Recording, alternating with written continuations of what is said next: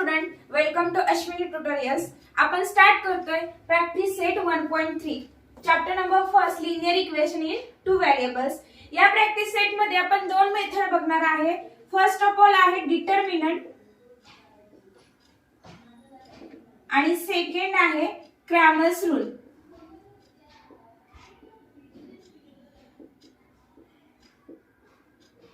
या दोन्ही पॉइंट वरती आपल्याला या ठिकाणी एक्झाम्पल्स बघायचे आहेत. बघा, पहिला पॉइंट आहे तो डिटर्मिनंट.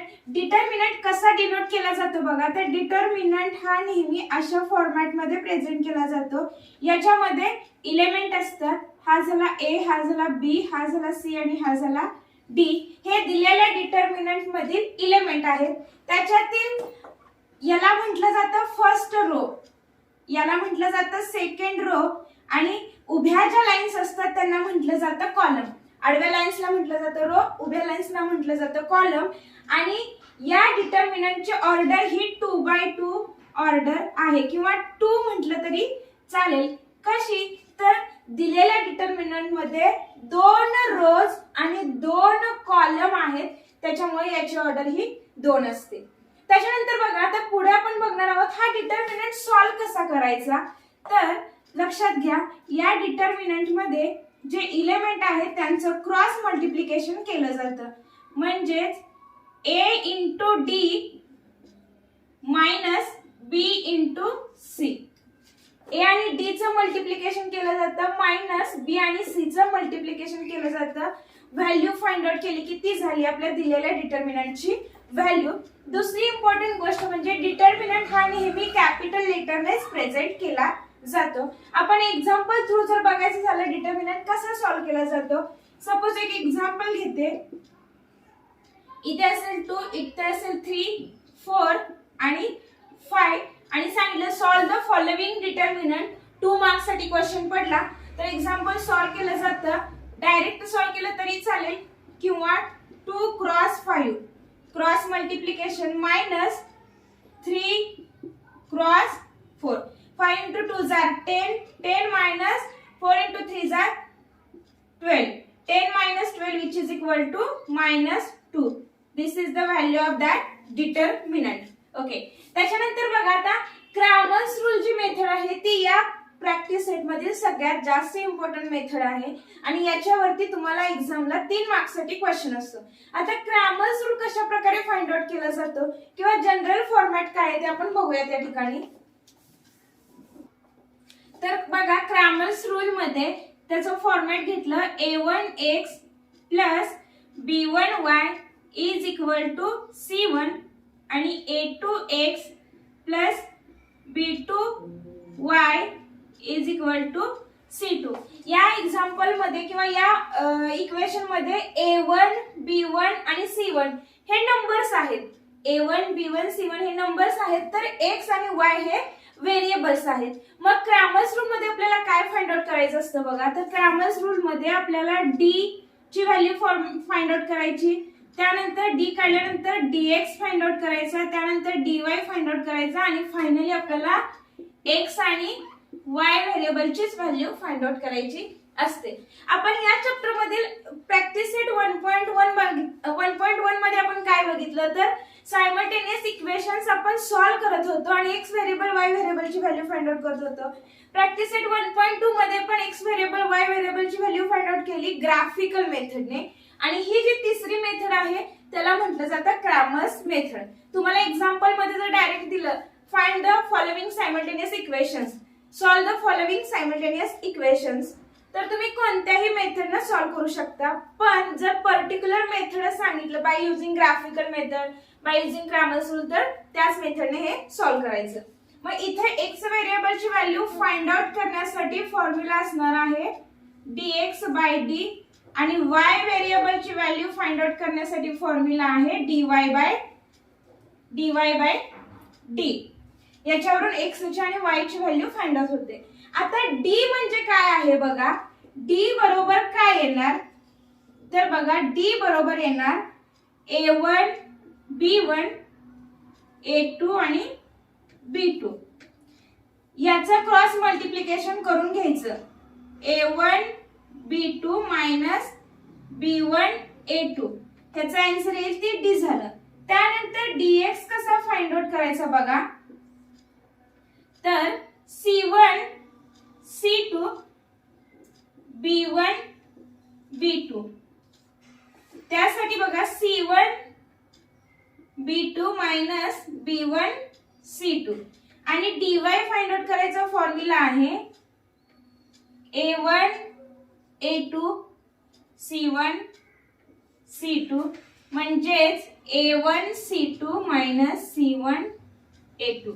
आता हे जर लक्षात राहत नसेल तर सिंपली लक्षात ठेवायचं, याला मी कन्सिडर करते हे ऍक्च्युली लक्षात राहण्यासाठी मी तयार केलेला आहे. हा झाला पहिला कॉलम, हा झाला दुसरा कॉलम आणि हा झाला तिसरा कॉलम. क्रॅमर्स रूल मध्ये एक लक्षात ठेवायचं 12 32 13. आता 12 32 13 काय सांगते बघा. तर डी साठी तुम्हाला 12 पकडायचंय, डी साठी 12, 32 म्हणजे dx आणि 13 म्हणजे dy. काय सांगितलं बघा. डी साठी बघा a1 a2 b1 b2 घेतलं. a1 म्हणजे पहिला कॉलम घेतला, b1 b2 म्हणजे सेकंड कॉलम घेतला, म्हणजे डी साठी 12 तयार झालं हे. ठीक आहे. त्यानंतर dx साठी मी 32 सांगितलं, म्हणजे पहिल्यांदा तिसरा कॉलम घेतला आणि त्यानंतर दुसरा घेतला. बघा c1 c2 आणि नंतर b1 b2 म्हणून ते 32 झालं. सिमिलरली 13 म्हणजे काय, पहिला कॉलम घ्यायचा आणि नंतर तिसरा कॉलम घ्यायचा, पहिला कॉलम घेतला आणि नंतर तिसरा कॉलम घेतला. ज्या पद्धतीने लक्षात राहील dx आणि dy ची व्हॅल्यू कशा घ्यायच्या, तर 12 32 13 अशा लक्षात ठेवू शकता किंवा डायरेक्ट या पद्धतीनेही लक्षात ठेवू शकता. हा झाला क्रॅमर्स रूल, त्याच्यावरून आपण x ची आणि y ची व्हॅल्यू फाइंड आउट केली. क्वेश्चन आपल्याला एक्झाम्पल 3 मार्काला पडतं पेपर मध्ये. आता आपण प्रॅक्टिस सेट 1.3 या ठिकाणी स्टार्ट करूयात. बघा या ठिकाणी पहिला क्वेश्चन दिलेला आहे, fill in the blanks with correct number. आणि या ठिकाणी आपल्याला डिटर्मिनंट दिलेला आहे आणि या ठिकाणी बघा टोटल 4 ब्रॅकेट ब्लँक दिलेले आहेत. तर मी तुम्हाला सांगितलं होतं क्रॉस मल्टिप्लिकेशन करायचं आणि मायनस साइन द्यायचं. मग बघा 3 क्रॉस इथे येणार 5 minus 2 cross 4, 5 into 3 are 15 minus 8 झाला आन्सर 7. त्यानंतर बघा आता सेकंड क्वेश्चन दिलेला आहे, find the values of following determinants. इथे पण डायरेक्ट डिटर्मिनंट सॉल्व करायचा आहे. सॉल्व करून घेऊया. -1 क्रॉस 4 मायनस 7 क्रॉस 2. आन्सर किती येणार बघा. 4 into -1 झालं -4 मायनस 14, -4 मायनस 14 आन्सर आलं -18. त्याच्यानंतर सेकंड क्वेश्चन आहे बघा, सेम सगळं सॉल्व करायचं. 5 cross 0 minus 3 cross -7, 5 cross 0 minus 7 into 3 जा -21, मायनस मायनस झालं प्लस, फायनली आन्सर आलं 21. त्यानंतर थर्ड क्वेश्चन बघा,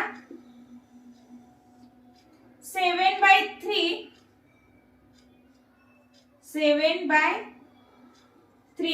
क्रॉस 1/2 एका ब्रॅकेट मध्ये मायनस 5/3 क्रॉस 3/2. मल्टिप्लिकेशन मध्ये न्यूमरेटरचं multiplication, डिनॉमिनेटरचं multiplication. 7 into 1 are 7 divided by 3 into 2 are 6 minus 5 into 3 are 15 divided by 3 into 2 are 6. Therefore 7 minus 15 झालं -8/6. Denominator same असल्यामुळे direct subtraction केली. -8/6 म्हणजे -4/3. या ठिकाणी हे दोन क्वेश्चन कंप्लीट झाले. थर्ड क्वेश्चन आता आपण क्रॅमर्स रूल स्टार्ट करूया. क्वेश्चन बघा, 3x minus 4y is equal to 10. Equation number 1. 4x plus 3y is equal to 5. This is the equation number 2. First of all आता आपण डी साठी बघायचं. मी सांगितलं डी साठी 12. 12 म्हणजे पहिला कॉलम आणि दुसऱ्या कॉलमचे सहगुणक किंवा कोएफिशियंट आपण घ्यायचे. एक्स चा कोएफिशियंट झाला 3, ह्या एक्स चा कोएफिशियंट झाला 4, वाय चा कोएफिशियंट झाला -4, ह्या वाय चा कोएफिशियंट झाला 3. हे झालं 12 साठी. 12 1 आणि 2. त्याच्यानंतर बघा 1 2 3. आता हे सॉल्व करून घेऊया. 3 into 3 are 9 minus 4 into 4 are -16. कारण इथं मायनस साइन आहे. That is equal to 9 plus 16 25. हे झाली डी ची व्हॅल्यू. त्यानंतर आपल्याला dx फाइंड आउट करायचं आहे. dx साठी 32 म्हणजे 3 2. 3 म्हणजे 10 5 -4 आणि 3 मल्टिप्लिकेशन करून घ्या. 10 into 3 are 30 minus 5 into 4 are 20. म्हणजेच किती आलं बघा 30 plus 20 is equal to 50. हे झालं dx. त्यानंतर आपण फाइंड आउट करणार dy म्हणजेच 13 म्हणजे फर्स्ट आणि थर्ड कॉलम घेणार. फर्स्ट कॉलम आहे 3 4, थर्ड कॉलम आहे 10 5. 5 into 3 are 15 minus 10 into 4 are 40. किती आला आन्सर बघा 25 -25 आलं. हे झालं dy, हा झाला dx आणि हा झाला d. आता याच्यावरून आपल्याला x आणि y व्हेरिएबलची व्हॅल्यू फाइंड आउट करायची. देअरफॉर x चा फॉर्म्युला काय सांगितला जातो dx by d. dx ची व्हॅल्यू आलेली आहे 50 आणि d ची व्हॅल्यू आली आहे 25. म्हणजे आन्सर आलं 2. त्यानंतर y साठी व्हॅल्यू येणार dy by d. dy ची व्हॅल्यू आलेली आहे -25 आणि d ची व्हॅल्यू आहे 25 म्हणजे आन्सर आलं -1. देअरफॉर फायनली सोल्युशन लिहिणार. Solution is x, y is equal to 2, -1. आलेल्या सोल्युशनला ब्रॅकेट करायला बिलकुल विसरायचं नाही.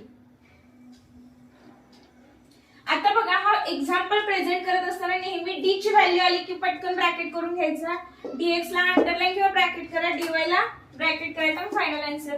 जेणेकरून पटकन तुमचं एक्झाम्पल चेक करत असताना हायलाइट होते आणि मार्क्स इझिली भेटून जातात. नेक्स्ट क्वेश्चन आता बघूयात आपण. इक्वेशन बघा 4x + 3y -4 आहे ते इक्वलच्या पुढे घेऊयात. +4 झालं. This is the equation number first. Then 6x आहे तिथेच ठेवूया. -5y ला इकडे आणल्यानंतर +5y is equal to 8. This is the equation number second. Solve करा आता. d इज इक्वल टू बघा 1 2 3 लक्षात आला असेल तरी पण मी घेते लिहून.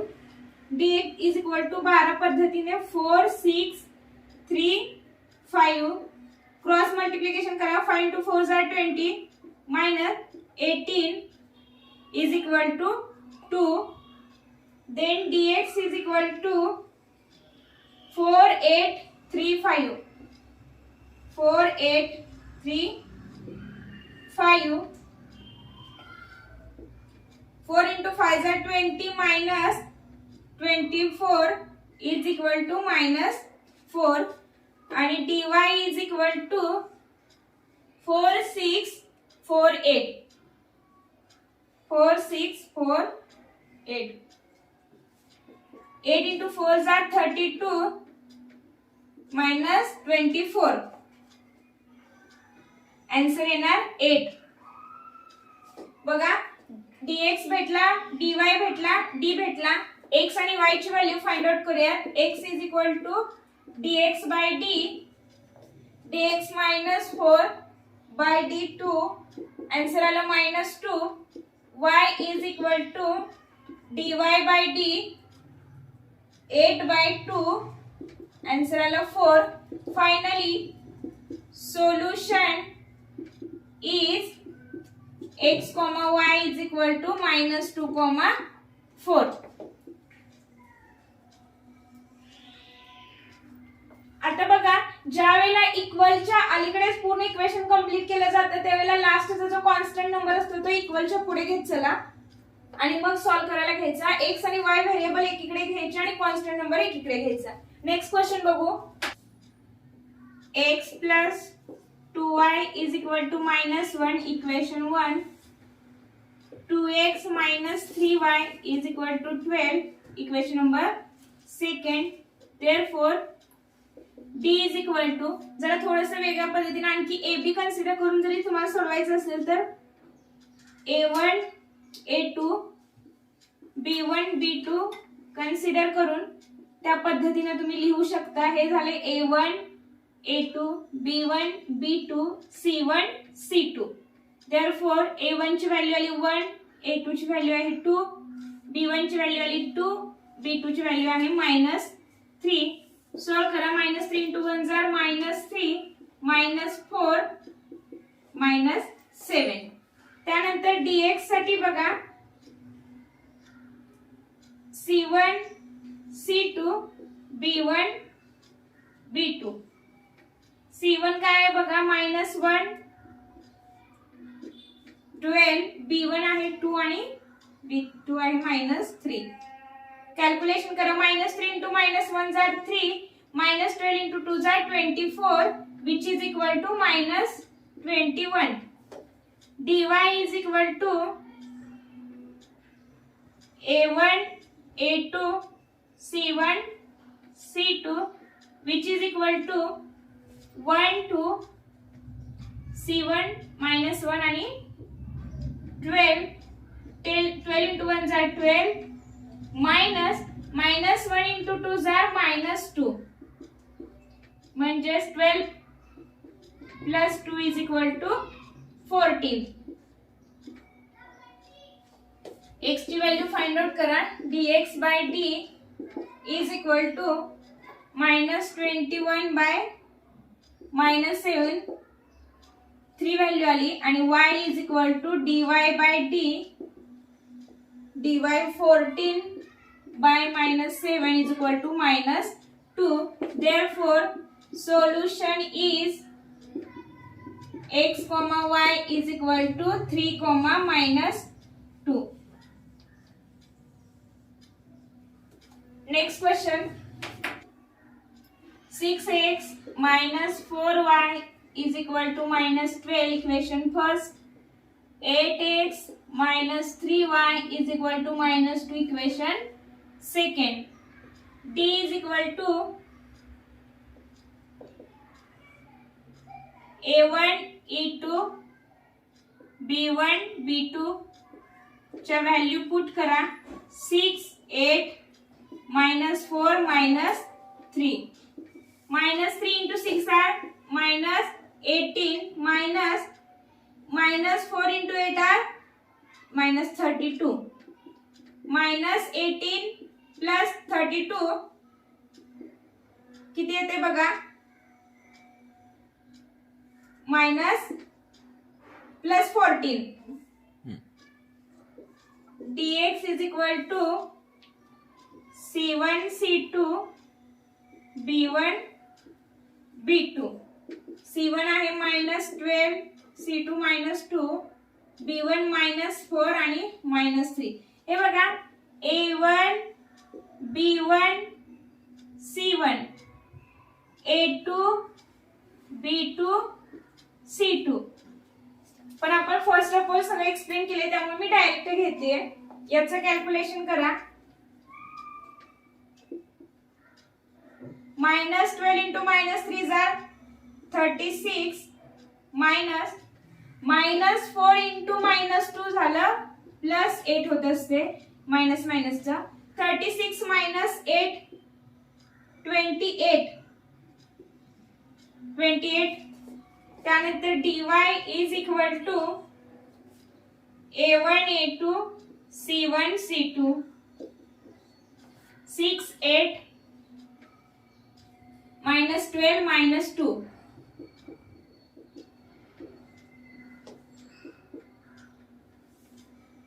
6 into minus 2 are minus 12 minus 12 into 8 are minus 96 minus 12 minus plus होतं प्लस 96 किती होते बघा 84 बघा डी झाला dx झाला dy झाला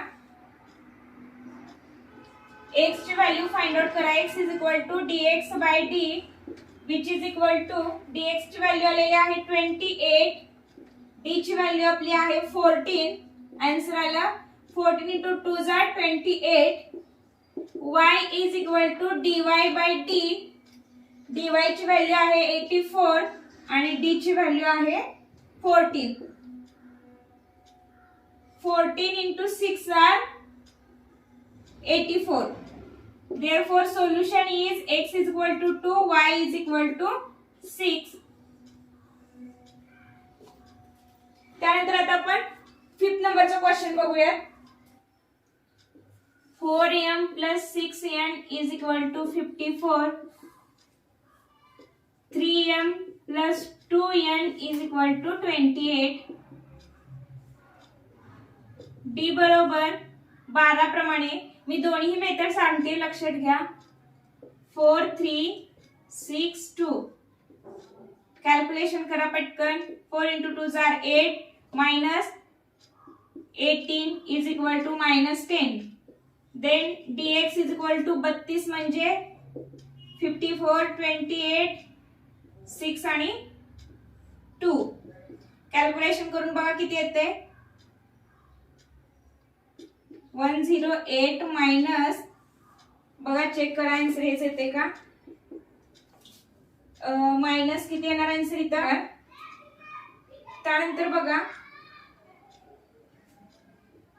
only 60 dy is equal to 4 3 54 28 किती येते बघा पटकन मायनस किती येणार झालं x ची व्हॅल्यू फाइंड आउट करूया x is equal to dx by d dx किती आलेला आहे -60 बाय -10 आन्सर आला 6 y is equal to dy by d -50 by -10 answer आला 5 therefore solution is x, y is equal to 6, 5 calculation check करा बरोबर आलेला आहे का त्यानंतर नेक्स्ट क्वेश्चन लास्टचा क्वेश्चन आहे question number 6 2x plus 3y is equal to 2 equation 1 x minus y by 2 is equal to half equation second d is equal to 2 1 3 y by 2 आहे म्हणजेच y चा कोएफिशिएंट -हाफ झाला इथे calculation करा then dx is equal to 32 नुसार 3 minus 2 half पहिल्यांदा 32 नुसार 2 आणि हाफ येणार त्यानंतर सेकंड कॉलम येणार 3 आणि -half dy is equal to first column then third column 2 1 2 आणि हाफ बघा कॅल्क्युलेशन काय येतंय -हाफ क्रॉस 2 -3 into 1 are 3 म्हणजेच आन्सर काय येणार बघा -हाफ into 2 येणार -1 -3 is equal to -4 त्यानंतर बघा -half cross 2 -3 cross half answer काय येणार -2 into 1 are 2 2 by 2 -1 होते -3 into 1 are 3 by 2 हे आलेलं कॅल्क्युलेशन कसं करायचं बघा डिनॉमिनेटर ने इकडे क्रॉस मल्टिप्लिकेशन करायचं 2 into 1 are 2 मायनस साइन असल्यामुळे मायनस 3/2. आन्सर किती आलं -5/2. Then 1/2 cross 2 minus 2 cross 1, that is equal to 1 minus 2 is equal to -1. लक्षात येते बघा, क्रॉस मल्टिप्लिकेशन करायचं, 2 into 1 जार 2 झालं, मायनस हा न्यूमरेटर -3 ॲज इट इज आणि डिनॉमिनेटर 2. म्हणजेच हे कसं सॉल्व्ह केलं जातं बघा, -1 -3/2 म्हणजे क्रॉस मल्टिप्लिकेशन करायचं, डिनॉमिनेटर इक्वल नसल्यामुळे -1 क्रॉस 2 आणि याला डिनॉमिनेटर काहीच नाही म्हणजे 1 असतो. हे मधलं साइन -3 क्रॉस 1 डिवायडेड बाय परत डिनॉमिनेटरचं मल्टिप्लिकेशन 1 क्रॉस 2. अशा पद्धतीने केलं तरी चालतं किंवा डायरेक्ट असं लिहिलं तरी चालतं, हे समजण्यासाठी सांगितलं. त्यानंतर बघा आता x ची आणि y ची व्हॅल्यू फाइंड आउट करू. x बरोबर dx/d, dx ची आपली व्हॅल्यू आलेली आहे -5/2 आणि d ची व्हॅल्यू आहे -4. y बरोबर dy/d, dy ची व्हॅल्यू आलेली आहे -1, d ची व्हॅल्यू आलेली आपली -4. ह्याची व्हॅल्यू आली 4. याचं कॅल्क्युलेशन काय येते बघा, 5/8. 4 into 2 जार 8 झालं, मायनस मायनस गेट कॅन्सल आणि याचा आन्सर आला 1/4. फायनली लिहिणार सोल्युशन इज 5/8, 1/4. प्रॅक्टिस सेट 1.3 या ठिकाणी कंप्लीट झालेला आहे. जर काही डाउट्स असतील तर कमेंट्स बॉक्स मध्ये तुम्ही नक्की सांगा. आपल्या चॅनलला लाईक, सबस्क्राईब आणि शेअर करायला बिलकुल विसरू नका. थँक्यू.